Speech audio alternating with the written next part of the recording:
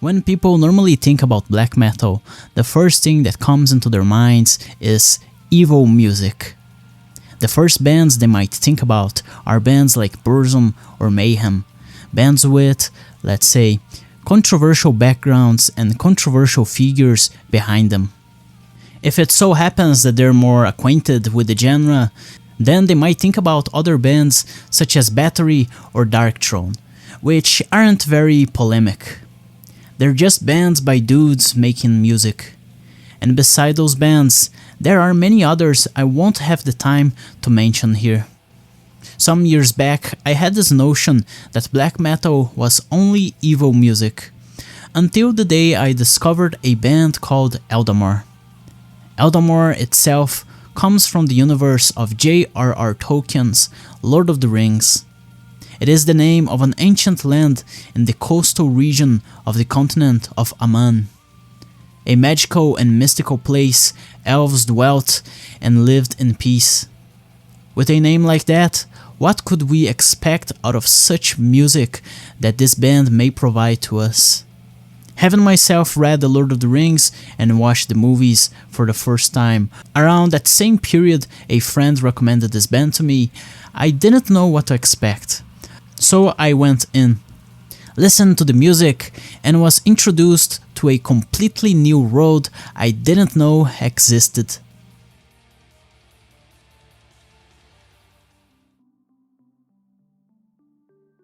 The first song from the first album starts with a relaxing keyboard. The music takes its time before the other instruments kick in, and the actual metal aspects of the music really show themselves. Before talking about the songs, I would just like to talk about the artworks by the band first. The band's debut, Sophomore, and a demo all feature Albert Bierstadt paintings as their cover artworks. The first album has a more somber, clearer, and peaceful art, representing the so-called ancient land from its title. The second album has a darker image, also representing its themes of a so-called dark, forgotten past, while the demo shows us an autumn landscape, settling us in until winter comes with full force. Thanks to Eldamar, my spark and interest in old landscape paintings has grown a lot. I've been accumulating image files of such paintings for quite a while now, and also I intend on one day owning a few copies of these paintings and hanging them around my house. So with that, I must thank Eldamar for making me interested in landscape paintings. Now, the last two albums feature paintings by Mariusz Lewandowski, and I also think that they represent the themes quite well. Both albums are about astral journeys and discovering the freedom of the spirit, so the cover artworks fit in well with that narrative. Well, with enough said about the visual representation of the albums, I will finally talk about the music.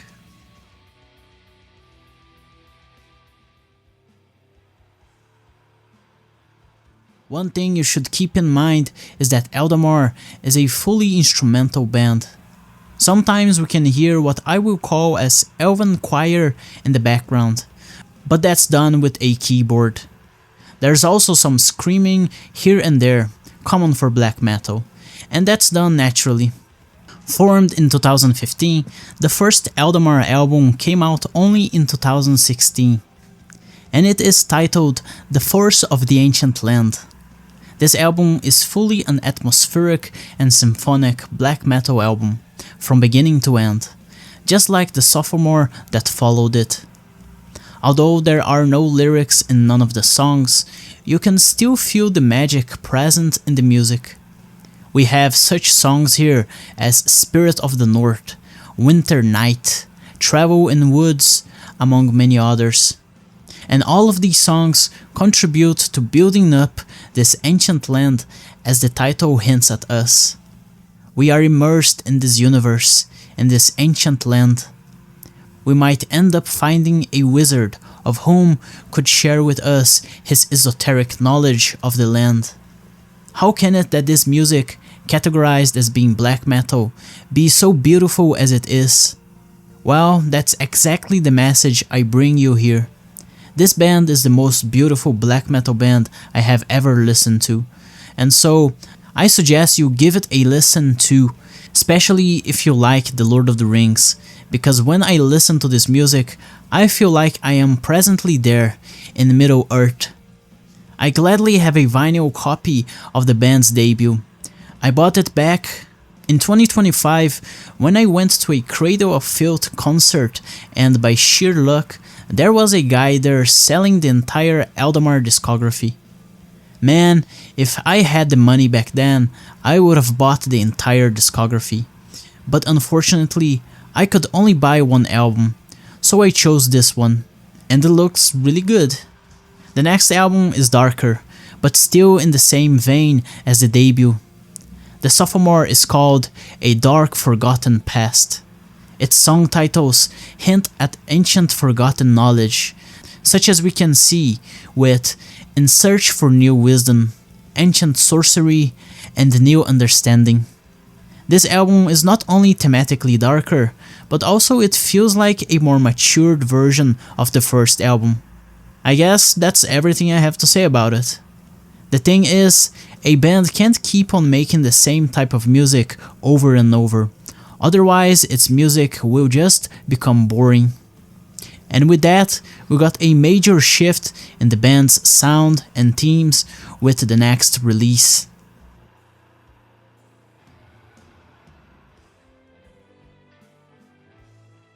The next two albums released are Astral Journeys Part 1, Creation, and Astral Journeys Part 2, Dissolution. While the debut and sophomore were around an hour in length, these two were kept just around 40 minutes, and I think that makes the music more enjoyable and flexible for you to be able to listen to the entire thing with a shorter time window. Creation talks about the balance of good and evil in this world, and how we are eternally dwelling in sorrow, with the songs especially representing that.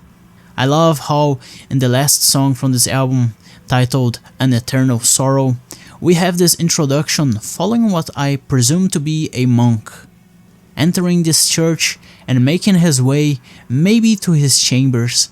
We hear an organ play in the background. A bell is sounding not far away.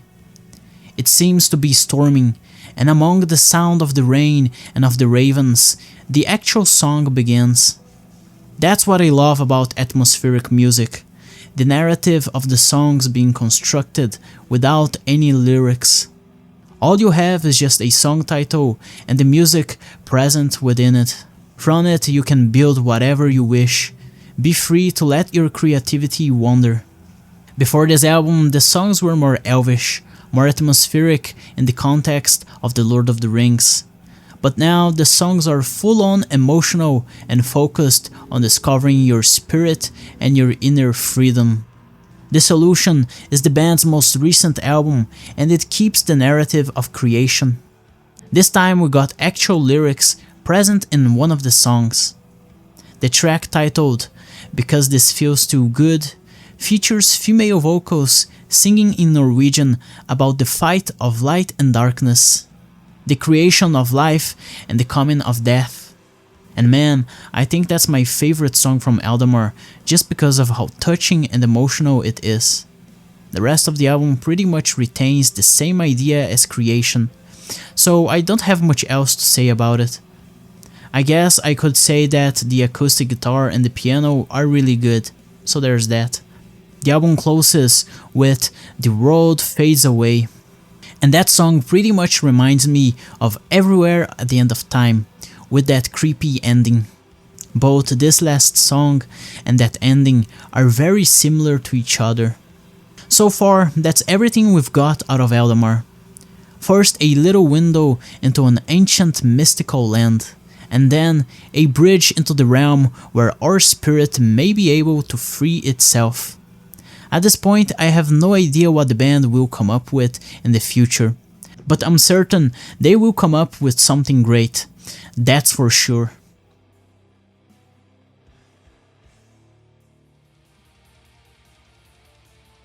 So, that's the entire discography by the band Eldamar. I wanted to talk about this band for quite a while now, and so here we have this video. In case you're interested in bands like Eldamar, then I could recommend you Elderwind. They're pretty good. There's also Gallowbraid and Agalok, a band I covered a few videos back in this channel. So in case you're interested, check that video out. Leave in the comments your thoughts about Eldamar and about the video. I hope you enjoyed your time here. Until the next video.